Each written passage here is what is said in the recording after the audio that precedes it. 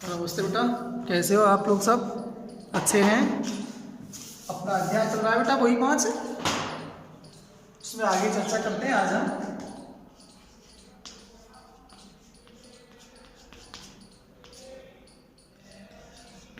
बहुत कम बच्चे बेटा पढ़ पा रहे हो आप, देखता हूँ वीडियो बहुत कम बच्चा देख पा रहे हैं बेटा। ज़्यादा से ज़्यादा पढ़ो भैया, बहुत कम बच्चे हैं, 50, 60, 70, 80 बच्चे ही देख पाते हैं बस, बहुत कम देख पा रहे हैं 11वीं के बच्चे।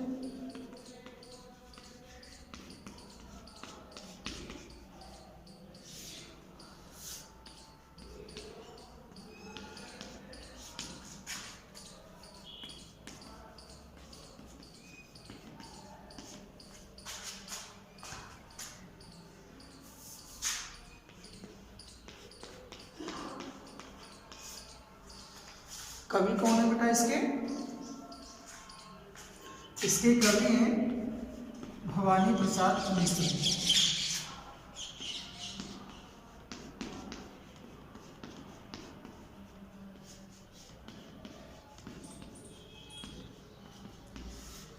भवानी प्रसाद मिश्र हैं। देखो चल रहे थे हम कल आगे।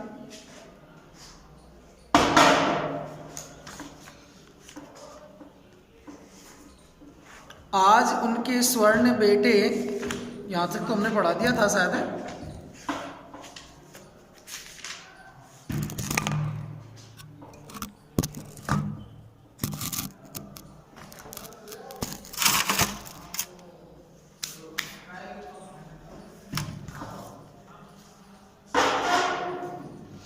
पांच से वह मौत वाले कहा होगा तो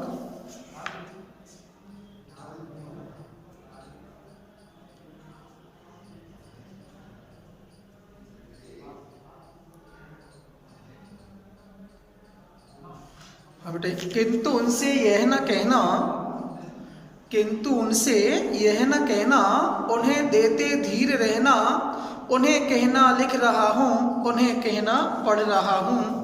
काम करता हूँ कि कहना, नाम करता हूँ कि कहना, चाहते हैं लोग कहना, मत करो कुछ शोक कहना।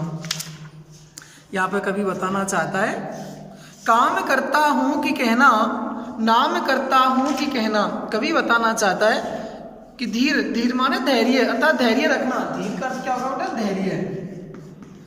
धीर का अर्थ क्या होता है? धैर्य। धैर्य। देखो नाम करता हूँ कि कहना, काम करता हूँ कि कहना, चाहते हैं लोग कहना। सही नहीं है? चाहते हैं लोग कहना, मत करो कुछ शोक कहना। कवि बताना चाहता है कि हे सावन, तुम मेरे पिताजी के पास जाकर उनके सामने जो निराशापूर्ण बातें हैं, उनके अंदर जो समाई हुई हैं, उन्हें मत कहना।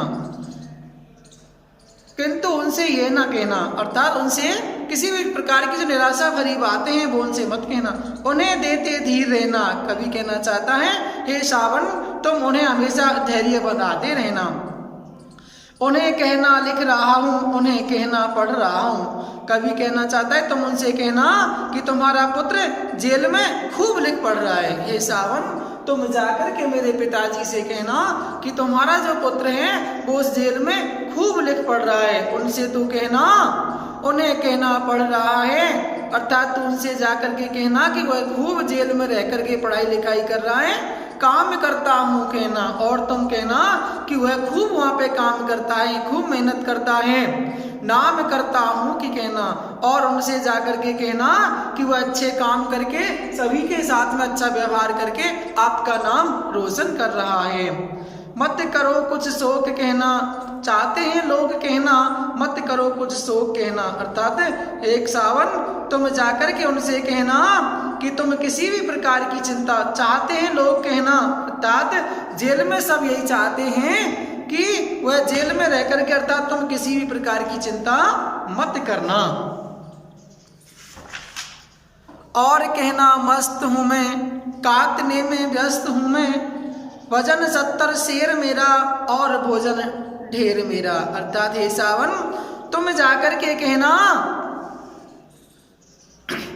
कूद और कहना मस्त हूँ मैं, काटने में व्यस्त हूँ मैं। अर्थात हे सावन तुम जाकर के उनसे कहना कि मैं जेल में हर तरह से मस्त हूँ, मैं जेल में हर प्रकार से प्रसन्न हूँ, अच्छा हूँ, काटने में व्यस्त हूँ और गांधी जी के निर्देशों का पालन करता हुआ मैं जेल में नित्य चरखा काटता रहता हूँ।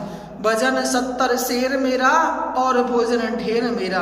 अर्थात यहाँ रह करके मेरा वजन 70 शेर हो गया है, 70 किलो वजन मुझ में हो गया है और मैं यहाँ पर खूब खाता पीता हूँ, यहाँ मेरा ढेर सारा भोजन है। अर्थात खूब अच्छा खा करके मैं मोटा ताजा हो गया हूँ, 70 किलो वजन मुझ में हो गया है। कूदता हूँ खेलता हूँ दुख डटकर ठेलता हूँ और कहना मस्त हूँ मैं, यूं न कहना अस्त हूँ मैं। अर्थात हे सावन तुम जाकर के कहना कूदता हूँ खेलता हूँ दुख डटकर ठेलता हूँ और कहना मस्त हूँ मैं, यूं न कहना अस्त हूँ मैं। हे सावन तुम कहना पिताजी से, उनको जाकर के ये संदेश पहुंचा देना कि मैं जेल में रह करके खूब खेलता हूँ, खूब खेलता कूदता रहता हूँ, दुख डटकर ठेलता हूँ और जो दुख मुझे आते हैं उन दुखों का मैं डटकर के सामना करता हूँ, उन्हें दूर हटा देता हूँ और कहना मस्त हूँ मैं। और हे सावन तुम जाकर के मेरे पिताजी से कहना कि मैं यहाँ पर मस्त हूँ, प्रसन्न पूर्वक हूँ, मस्ती के साथ में हूँ, यूं ना कहना अस्त हूँ मैं। अर्थात तुम पिताजी से जाकर के ये मत कहना कि मैं जेल में निराश हूँ, उदास हूँ, क्योंकि यह जानकर के मेरे पिताजी अत्यधिक दुखी हो जाएंगे। ऐसी बात जाकर के तू मत कहना। हाय रे ऐसा न कहना है कि जो वैसा न कहना, कहना देना जागता हूँ आदमी से भागता हूँ। कवि बताना चाहता है हे सावन तुम कहना मेरे पिताजी के पास जाकर के ये मत कहना कि मैं जेल में उदास रहता हूँ। हाय रे ऐसा ना कहना, हे सावन तुम ऐसा जाकर के मत कहना कि मैं जेल में उदास रहता हूँ। है कि जो वैसा ना कहना था तो उनसे जाकर के ये मत कहना कि जागता हूँ आदमी से भागता हूँ, कि मैं जेल में रह करके हमेशा रातों रात जागता रहता हूँ, दुख के कारण मुझे यहाँ नींद नहीं आती है और मुझे आदमी को देख करके डर लगता है। ऐसा तुम मेरे पिताजी से जाकर के मत कहना। कवि कहना चाहता है, ये बताना चाह रहा है सावन तुम जाकर के मेरे पिताजी से ऐसा मत कहना कि मैं यहाँ पर रातों रात जागता हूँ और मुझे आदमी से भय लगता है, ऐसा मत कहना।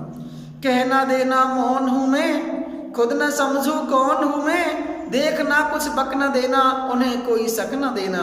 तब बताना चाहता है हे सावन मेरे पिताजी से गलती से भी ये मत कह देना कि मैं यहाँ पर चुपचाप रहता हूँ, भूल से भी तुम उसे ये मत कहना पिताजी से कि मैं यहाँ चुप मौन रहता हूँ, खुद ना समझू कौन हूँ मैं और मैं स्वयं ही नहीं समझ पाता हूँ कि मैं कौन हूँ। अर्थात मेरी जो याद है वो याददाश्त, मेरी जो सुध बुध है मैं उसे खो बैठा हूँ। देखना कुछ बक न देना उन्हें कोई शक न देना। हे बादल हे सावन तुम मेरे पिताजी के सामने बहुत समझ समझ करके बोलना, कहीं उनसे कुछ बक न देना था, उनके सामने कुछ ऐसा वैसा मत कह देना, उन्हें कोई शक न देना, जिससे कि उन्हें किसी भी प्रकार का मेरे ऊपर शक हो जाए और वे मेरे बारे में सोच करके दुखी हो जाएं। इसलिए सावन तुम सोच समझ करके बातें करना।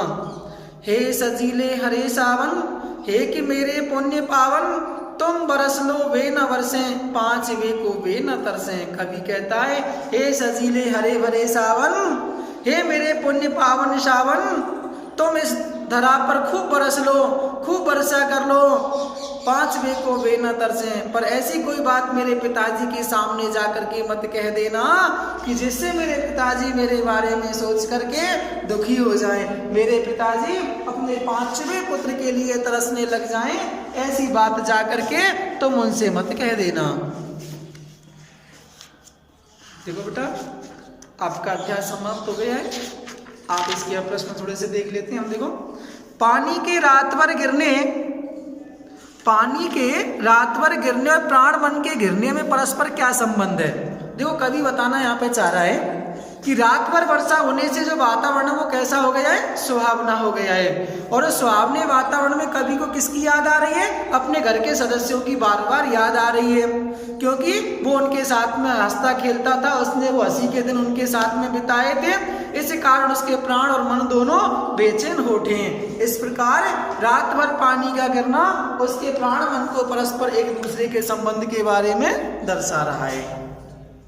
माय के आई बहन के लिए कवि ने घर को प्रताप का घर क्यों कहा है, कवि बताना चाहता है। जब उसकी बड़ी बहन उमंग के साथ में, बड़े प्रेम के साथ में, उत्साह के साथ में जब उसकी बहन पिताजी के माँ के घर आई होगी, तो माँ के घर में आकर के उसने सोचा होगा वो घर जाकर के सभी से मिलूंगी, पिताजी से मिलूंगी, भाइयों से मिलूंगी, उनसे बातचीत करूंगी, पुरानी यादों को ताजा करूंगी। लेकिन घर आकर के जब उसने देखा होगा कि उसको पता चला होगा कि उसका 5वां भाई जेल में है, तो उसे बड़ा दुख हुआ होगा। उस कारण उस माय के आई बहन को अपना घर प्रताप का घर लगा होगा। पिता के व्यक्तित्व की किन विशेषताओं को उकेरा गया है, तो कवि ने यहाँ पिताजी की अपनी विशेषताओं को उकेरा, क्योंकि उसके पिताजी कैसे हैं, बलिष्ठ शरीर वाले हैं, और क्योंकि 260 करके उसके पिताजी है 260 दंड करते हैं, मुक्तर हिलाते हैं, तो इसका मतलब उनका शरीर कैसा है, बलिष्ठ शरीर वाले हैं, साहसी हैं, वो घबराते नहीं है। अगर उनके सामने मौत भी आ जाए, शेर भी आ जाए, तो उसका भी डट कर क्या करते हैं, सामना करते हैं। संस्कारी और स्नेह प्रवृत्ति के व्यक्ति हैं वो। उसके पिताजी नित्य प्रति गीता का पाठ करते हैं, अपने पुत्र पुत्रियों से अत्यधिक प्रेम करते हैं, और उन्हें अपने पुत्र की जेल में याद आने पर उनकी आंखें नम हो जाती हैं। वे पक्के देशभक्त हैं, देश से अंग्रेजों का राज हटाने के वो बड़े पक्षधर हैं। निम्न पंक्तियों में बस शब्द के प्रयोग की विशेषता बताइए। देखो बेटा, बस शब्द आया है, मैं मजे में हूँ सही है, घर नहीं हूँ बस यही है, किंतु यह बस बड़ा बस है, इसी बस से सब विरस है। देखो यह बस शब्द जो विशिष्ट क्रम में प्रयुक्त हुआ है, देखो मैं मजे में हूँ सही है, घर नहीं हूँ बस यही है। बस का अर्थ है केवल, पहला जो बस है उसका अर्थ क्या है, केवल, अर्थात केवल मैं घर पर ही नहीं हूँ। सामान्य सी बात है, यहाँ पे केवल सामान्य सी बात का प्रयोग हुआ है, किंतु यह बस बड़ा बस है, इसलिए घर नहीं हूँ बस यही है का अर्थ है बात इतनी मामूली सी है। दूसरी बार बस में शब्द का जो प्रयोग हुआ है, बस बड़ा बस है, इसका अर्थ केवल तीसरी बार सब बस शब्द के प्रयोग में बहुत बड़ी बात के लिए प्रयुक्त हुआ है बस, किंतु यह बस बड़ा बस है। दूसरी बार जो बस का प्रयोग हुआ बहुत बड़ी बात के लिए हुआ है। इस प्रकार कवि ने एक ही शब्द को विभिन्न स्थिति और भाव दशाओं में प्रस्तुत करके अलग अलग प्रकट किया है। कविता की देखो अंतिम पंक्तियां हैं, कविता की अंतिम 12 पंक्तियों को पढ़कर कल्पना कीजिए कवि अपनी किस स्थिति मन स्थिति को अपने परिजनों से छिपाना चाहता है। देखो काल्पनिक प्रश्न है बेटा, कल्पना की जा रही है, अपने मन से कल्पना करके कवि यहाँ बताना चाह रहा है। देखो कवि जब भारत छोड़ो, गांधी जी के द्वारा जो आंदोलन चलाया गया था, भारत छोड़ो आंदोलन में सक्रिय रूप से कवि ने भाग लिया है और उसको जेल हो गई है। जब वह कारावास में बंद है, उसे वहां पर अपने पिताजी की याद आती है, भाइयों की याद आ रही है, परिणाम स्वरूप उसके मन को बहुत बड़ी पीड़ा उत्पन्न हो रही है। वो बताना चाहता है उसके अपने पिताजी के प्रति बहुत ही ज्यादा लगाव है, उसकी चिंता करके, पिताजी की चिंता करके कभी बहुत ज्यादा उदास रहता है। उसे जेल में सभी बेगाने लगते हैं, वह उनसे दूर दूर भागता जाता है, उनसे बात करने की बजाय एकांत में रहना वह ज्यादा पसंद करता है, और अपने परिवारजनों की याद में खोए रहना उसे बहुत ज़्यादा पसंद आता है। कवि जब जेल में रहता है तो जेल में जो अन्य लोग हैं उनसे बात करने की बजाय वो एकांत में रहना ज़्यादा पसंद करता है, इसलिए वह जेल में खोया खोया सा ही रहता है। वह सावन के माध्यम से अपने घर वालों को, अपने पिताजी को संदेश भेजता है और अपनी मन स्थिति को छिपाना चाहता है। ये बेटा प्रश्न थे, अपना अध्याय समाप्त हो गया है। अब मैं आपको इन प्रश्न उत्तरों की PDF भेज दूंगा। भैया पीछे के 2 पार्ट की मैंने आपको भेजी दी है, पहले दूसरे की, तीसरे चौथे पांचवें 3 पार्टों की मैं आपको PDF भेज दूंगा। अपना यहाँ पर ही समाप्त हो गया अध्याय।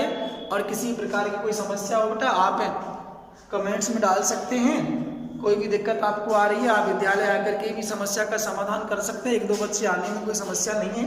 और ज़्यादा से ज़्यादा भैया आप देखो वीडियो को देखें, सब्सक्राइब ज़्यादा से ज़्यादा लाइक करें। आप बहुत कम बच्चे देख पाते हैं वीडियो, 10-20-50 बच्चे ही देखते हैं, बाकी के बच्चे तो देखते ही नहीं हैं। 11वीं वाले बच्चे तो बहुत ही कम देख पाते हैं। तो देखो कोरोना काल चल रहा है भैया, समय पता नहीं कितना लग जाए, इसलिए आप लोग ज़्यादा से ज़्यादा समय अपनी पढ़ाई में व्यतीत करें। हाँ, कोई पता नहीं स्कूल कब तक खुले नहीं खुले, इसलिए आप ज़्यादा से ज़्यादा पढ़ने पर ध्यान दें, ज़्यादा से ज़्यादा बच्चे देखें।